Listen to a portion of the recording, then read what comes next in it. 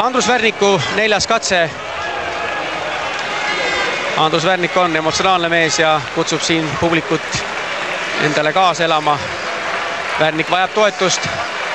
Nüüd on vaja tehnika korralikult korda saada, et saada medalit 79-64. Näitab ka see tiiter meile ja medalit tõesti Andrus soovib ja soovib ka kogu Eesti rahvas. Andrus Värnik visanud oma parimal võistlusel 87-83. Täna ei oleks nii palju vaja. Oda lendab, kogu jõudaks Odasse. Oda lendab ja lendab kaugele! Fantastiline vise! Andrus Värnik vähemalt 86 meetrit. Kogu jõud läks nüüd sellesse viskesse.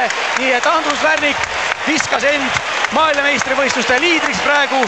Ja nägite ka Andres Turkiltseni.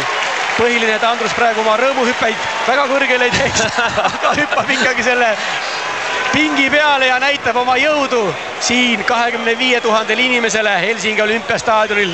Fantastiline mees on see Andrus Värnik. No see on see must hobune, mida soomlased hommikul kartsid. 87-17. Yes! No 2 sentimeetrit oma selle hooaja parimast vähem. Andrus Värnik, Eesti kangelane. Fantastiline. Andrus Värnik maailmameistrivõistlustel.